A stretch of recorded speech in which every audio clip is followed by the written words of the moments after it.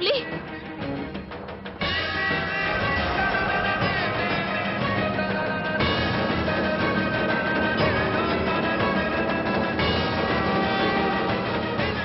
ఓరి భగవంతుడా, లవ్లీకి ఏమైంది?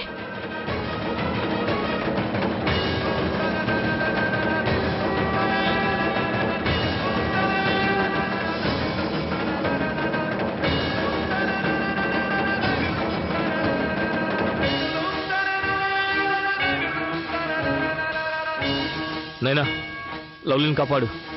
తన పరిస్థితి విషమంగా ఉంది.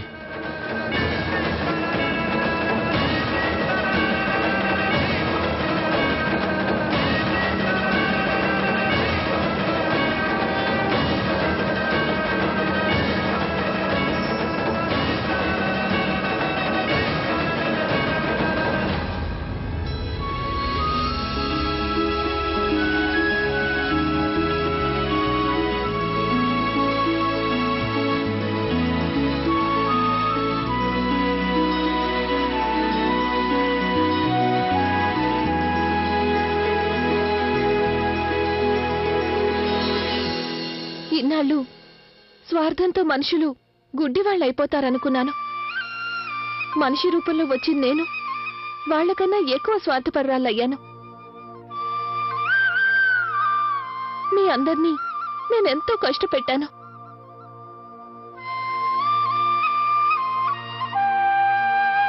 మీరు నన్ను క్షమించండి.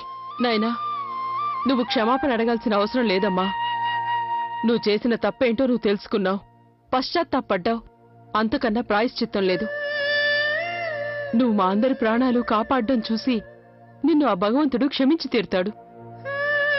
అవును నైనా, నువ్వు గనక సహాయం చేయకపోతే ఈ రోజు మేము లవ్లీని కోల్పోయేవాళ్ళం. నీకు చాలా చాలా ధన్యవాదాలు. నువ్వు చేసిన మేలు ఈ జన్మలో మర్చిపోలేను. నైనా, థ్యాంక్స్. నువ్వు నాకు కొత్త జీవితాన్ని ప్రసాదించావు.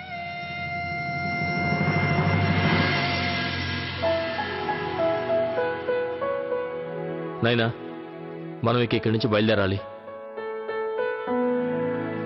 వెళ్ళడానికన్నా ముందు మనం ఒక ముఖ్యమైన పని చేయాలి. నైనా, అన్నింటికన్నా ముందు మనం గంగాజలంతో ఈ మణిని పవిత్రం చేయాలి.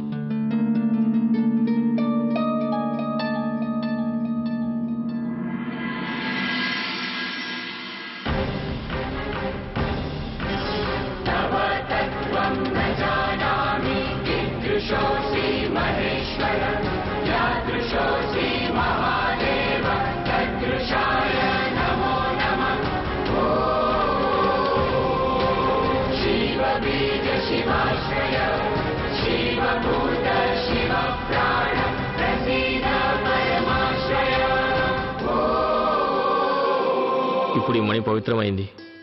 మేము బయలుదేరుతాం. ఆ భగవంతుడు మిమ్మల్ని అందరినీ చల్లగా చూస్తాడు. అవును లవ్లీ, నువ్వు సాయం చేయకుండా ఉంటే నేను ఈ మణిని రక్షించగలిగేదాన్నే కాదు. మిమ్మల్ని అందరినీ నేను ఈ జన్మలో మర్చిపోలేను. ఇక మేము బయలుదేరుతాం. ఆ భగవంతుడి దయ మీకుంటుంది.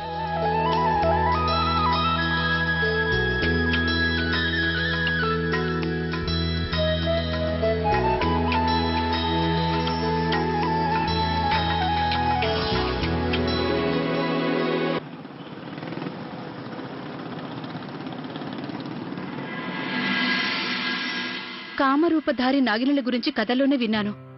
తను మనింట్లోనే ఉన్నా మనకెవరికీ తెలియలేదు. తన గురించి ఆలోచించినప్పుడల్లా నాకు కాళ్ళు చేతులు వణుకుతున్నాయి. నేనిప్పటికీ నమ్మలేకపోతున్నాను. మనం పుస్తకాల్లో చదివిన కథలు, సినిమాల్లో చూసిన కథలు మన జీవితంలో కూడా జరుగుతాయని. గౌరీ, జరిగిందంతా ఒక పీడకలనుకుని మర్చిపో. పీడకలే కదండి, ఆ పరమశివుడి దయవల్ల బ్రతికిపోయాం.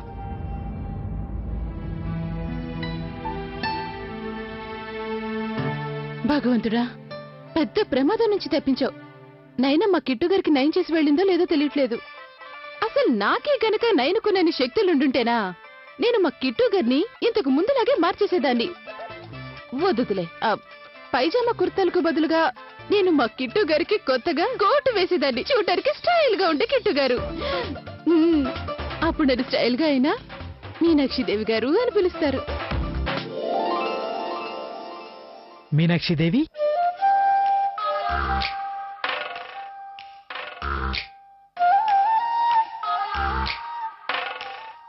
నా కిట్టు గారు, ఐ లవ్ యూ. మీరు మాత్రమే కాదండి, నేను కూడా మిమ్మల్ని ఐ లవ్ యూ.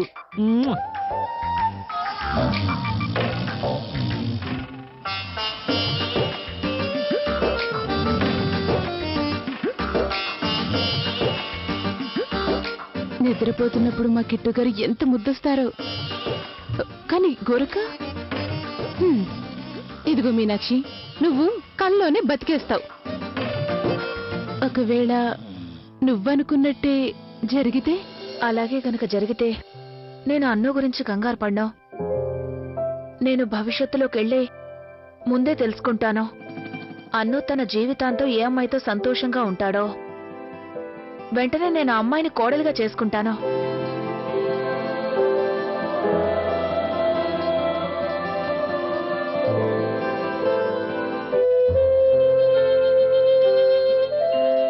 ఏ లోకంలో ఉన్నావు కమలా? అను ఇంకా స్కూల్ పిల్లాడే. నువ్వు ఇప్పటి నుంచే వాడి పెళ్ళాం పిల్లలు అని ఆలోచిస్తున్నావేంటి? ఎంతైనా తల్లిని కదా, మీకు అర్థం కాదులేండి. ఎస్, అది ఎస్. నేను లైఫ్ అంతా ఇలానే ఉండాలనుకుంటున్నాను. So young and so happy. నీ కోరిక నాకు తెలుసులే, కానీ 25 ఏళ్ల తర్వాత నేను ముసలివాడిని అయిపోతాను. కానీ నువ్వు మాత్రం ఈ రోజు ఎంత అందంగా ఉన్నావో అలాగే ఉంటావు. ఇన్ఫాక్ట్ ఇంతకన్నా అందంగా. డోంట్ లై, అది అబద్ధాలు చెప్పకు. లేదు ప్రియా, నేను అబద్ధం చెప్పడం లేదు. కానీ నువ్వు కొంచెం లావ్ అయితే మాత్రం అవుతావు. లావా? అంటే నా ఉద్దేశం, ఈ లోపు మనకు ఒక అందమైన బేబీ పుడుతుంది కదా, అప్పుడు కొంచెం లావ్ అయితే అవుతావు కదా, అవునా? లేదు, అది నేను అవ్వను. నేనెప్పటికీ లావ్ అవ్వను, ఫ్యూచర్లో కూడా. ఓకే ఓకే, నీకు విషయం చెప్పనా? ఫ్యూచర్లో నాకేం జరుగుతుందో ముందే తెలిస్తే నేనేం చేస్తానో చెప్పనా? నేనేం చేస్తానంటే, నేను చెయ్యబోయే వ్యాపారాలతో నాకు చాలా డబ్బు వచ్చేస్తుంది. డబ్బు రావడమే కాదు, డబ్బుల వర్షం కురుస్తుంది. కురుస్తూ ఉంటుంది, కురుస్తూ ఉంటుంది, డబ్బుల వర్షం కురుస్తూ ఉంటుంది. లవ్లీ, ఏం చేస్తున్నావు? నేను ఎంతో మంచి కళని కంటున్నాను, అనవసరంగా డిస్టర్బ్ చేసావు. కలల కంటే మానేసి ప్రెజెంట్ లో ఉండు. అలాగా? ప్రెజెంట్ లో ఉండాలా? ఏం చేస్తున్నావు నువ్వు? నువ్వే చెప్పావు కదా ప్రెజెంట్ లో ఉండమని. అందుకే నేను ప్రెజెంట్ లో ఉండి నా భార్యని ప్రేమిస్తున్నాను. నేను చెప్పిన ఉద్దేశం ఇది కాదు. చూడు లవ్లీ, నువ్వు చెప్పిన ఉద్దేశం ఏదైనా కావచ్చు. అది ప్రెజెంట్ అయినా ఫ్యూచర్ అయినా నేను నా భార్యని ఇలాగే ప్రేమిస్తూ ఉంటాను.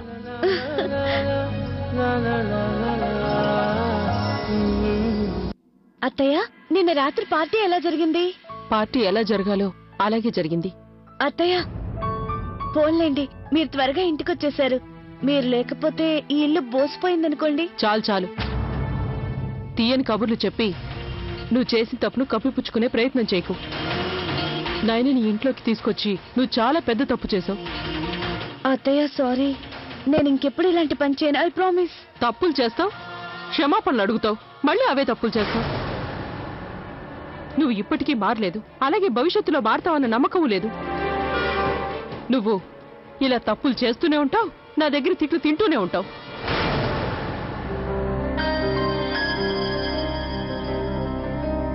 అత్తయ్య, మీరెప్పుడు ఇలా తిడుతూనే ఉండండి. అలా తిడుతున్నా కూడా దాంట్లో నాకు మీ ప్రేమే కనిపిస్తుంది.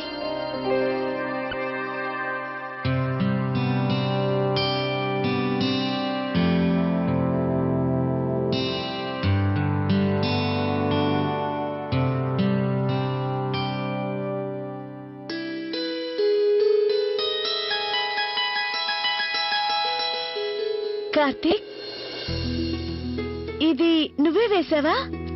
అవును లవ్లీ. చాలా అందంగా ఉంది. ఇలాంటి పనులు కూడా వచ్చా నీకు?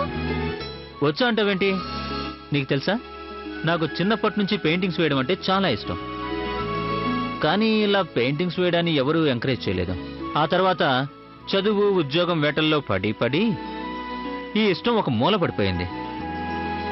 ఈరోజు సెలవు కదా, అందుకే కొన్ని పాత జ్ఞాపకాలు గుర్తొచ్చి ఇది గీశాను. కార్తీక్, నీ చేతిలో గొప్ప ఆర్ట్ ఉంది. దీన్ని చూస్తే ఎవరో మంచి పెయింటర్ వేసినట్టుంది. అదంతా నాకు తెలియదు. నాకు తెలిసిందల్లా ఒకటే లవ్లీ, పెయింటింగ్స్ వేస్తుంటే ఆనందంగా ఉంటుంది.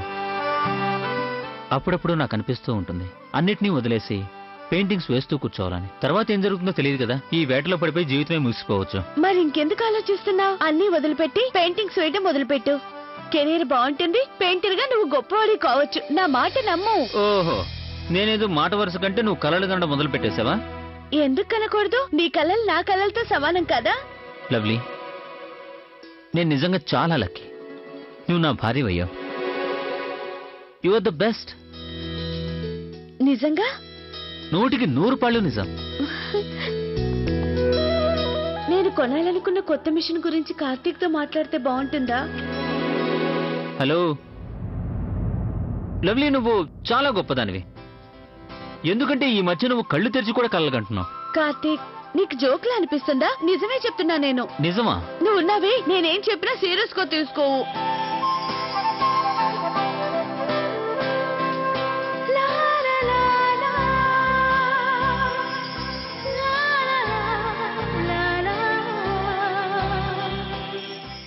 ముని నన్ను పట్టుకో పట్టుకో పట్టుకో పట్టుకో ముని పట్టుకో నన్ను.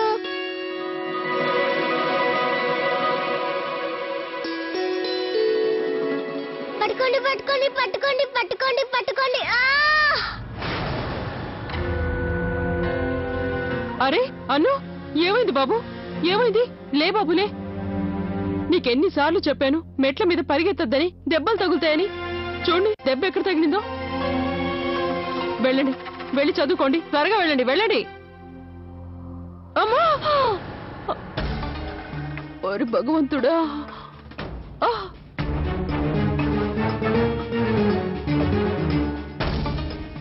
అమ్మా నొప్పి. అమ్మా గౌరీ, ఉన్నట్టుండి ఇంత నొప్పి ఏంటి? అమ్మా అమ్మా, ఏమైందమ్మా? ఏం లేదు కార్తీక్, మెట్లు దిగుతుంటే కాలు పట్టేసినట్టయింది. ఏంటమ్మా ఇది? జాగ్రత్తగా ఉండాలి కదా. లే, పైకి లే. నిదానంగా. నిదానంగా. కొద్ది రోజులుగా నొప్పి అనిపిస్తుంది, కానీ ఈ రోజు ఉన్నట్టుండి ఇలా. దా, మెల్లిగా.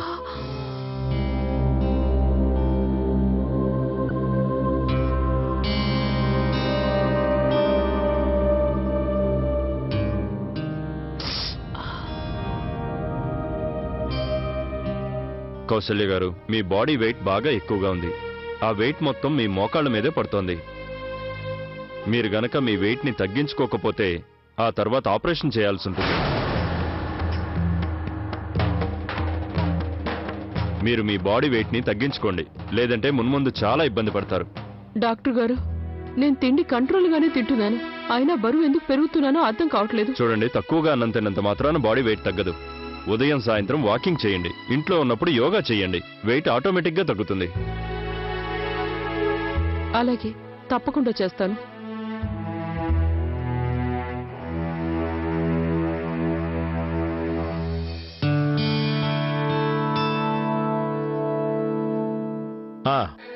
విన్నావు కదా డాక్టర్ గారు ఏం చెప్పారు?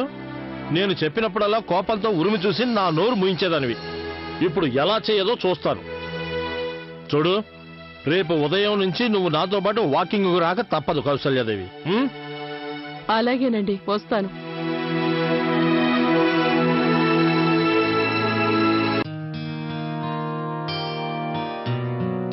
నా వల్ల కాదండి.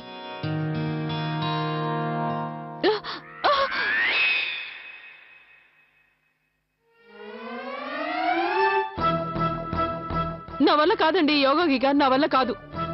ఇంత వయసు వచ్చాక నేను పైకి కిందకి ఈ యోగాలు చేయలేను. నువ్వు చెప్పేది నిజమేలే. నేను నీకు సామెత చెప్తాను విను. అభ్యాసం చేసే కొద్దీ నైపుణ్యం పెరుగుతూ ఉంటుంది, ఉలి దెబ్బలు తగిలే కొద్దీ రాయి శిల్పంగా మారుతుంది అని. చూడు కౌసల్య, ఉలి దెబ్బలు తగిలే కొద్దీ రాయి శిల్పంగా మారినప్పుడు నువ్వు అభ్యాసం చేస్తూ ఉండగా యోగా అదే వచ్చేస్తుంది. నేను చేయలేనండి. నా వల్ల కాదంటే కాదంతే. నేనేం చిన్నపిల్లలు కాదు. నేను గమనిస్తూనే ఉన్నాను. మీరు పేపర్ వెనక మొహం దాచుకొని నన్ను చూసి ఎలా నవ్వుతున్నారు. అయ్యో లేదు కౌసల్య, నిన్ను చూసి నవ్వలేదు. ఇందులో జోక్ వచ్చింది అంతే. మావయ్య, మీరు అబద్ధాలు చెప్పాల్సిన అవసరం లేదు. మీరు తన్ని చూసి నవ్వారని అత్తయ్యకి తెలుసు. అయినా అత్తయ్య మీకు యోగా చేయడం ఇష్టం లేకపోతే మానేయండి. వెయిట్ లాస్ చేసుకోవడానికి నా దగ్గర ఇంకో పద్ధతి ఉంది. అలాగా? ఏంటది? ఏంటి? Exercising machine. ఎప్పుడు కావాలంటే అప్పుడు షూస్ వేసుకొని వాకింగ్ చేయడమే. ఆటోమేటిక్ గా వెయిట్ లాస్ అవుతుంది.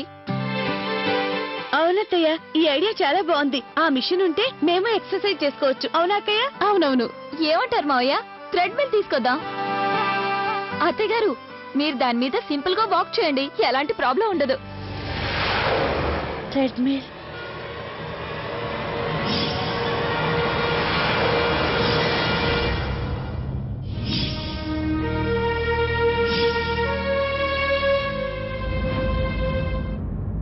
లవ్లీ, అనవసరమైన విషయాలకు కంగారు పడకు.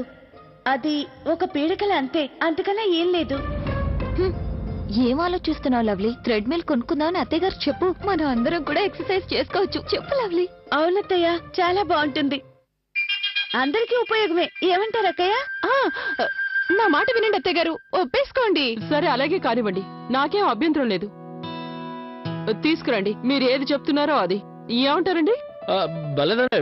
నీకు అభ్యంతరం లేకపోతే నాకు మాత్రం ఏముంటుంది చెప్పు. సరేనమ్మా, ట్రెడ్మిల్ తీసుకోండిరా.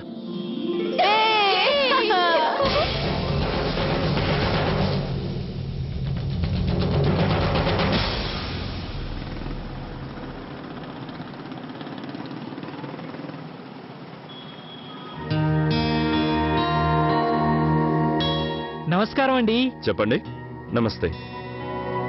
చెప్పండి సార్. చూడండి, ట్రెడ్మిల్ చూపించండి. ఎక్స్క్యూజ్ మీ మ్యామ్, రండి. పదండి పదండి, రాసివా? చూడమర్, సార్కి ట్రెడ్మిల్ చూపించు.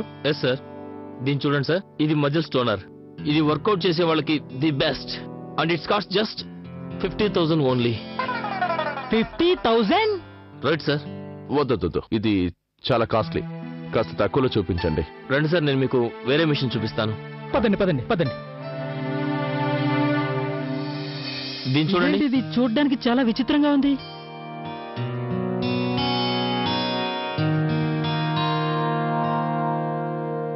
ఇదిగోండి, దీని రేట్ ఎంత? ఒక విషయం సార్, ఈ మిషన్ కి ఒక ప్రత్యేకత ఉంది. ఈ మిషన్ ని చెక్ ద ఇండియాలో షారుఖ్ ఖాన్ గారు యూజ్ చేశారు. షారుఖ్ ఖానా? నిజంగానా? ఏదో ఒకసారి చూడండి. షారుఖ్ ఖాన్ వాడి మిషన్. మీకు తెలుసా, షారుఖ్ ఖాన్ అంటే మా మీనాక్షికి ప్రాణం. బాగుంది, చాలా బాగుంది. దీన్ని మేమే తీసుకుంటాం. వద్దు కిట్టన్నయ్య, ఇది చూడడానికి పాతదిగా ఉంది. కండిషన్ లో కూడా లేనట్టుంది. శివ, ఏంటి శివ నువ్వు మాట్లాడేది? నేను చెప్పిన మాటనే నువ్వు కాదన్నావు కదూ. ఎంత చిన్నప్పటి నుంచి నేను నీకు స్నానం చేపించేవాడిని, నీకు బట్టలు ఉతికి పెట్టేవాడిని. అలాంటిది నువ్వు నాకు ఎదురు చెప్తావా? శివ, నేను చెప్తున్నాను, నా మాట విని ఒప్పుకో. ఇదిగో బాబు, నువ్వైనా తీసుకోండి సార్. మీకు కావాలంటే నేను మీకు రేటు కూడా తగ్గిస్తాను. ఈ మిషన్ చాలా మంచి కండిషన్ లో ఉంది. ఒప్పుకో శివ, నా మాట విని ఒప్పుకో. సరే అని చెప్పు, ప్లీజ్. సరే అని చెప్పు శివ. తీసుకోండి సార్.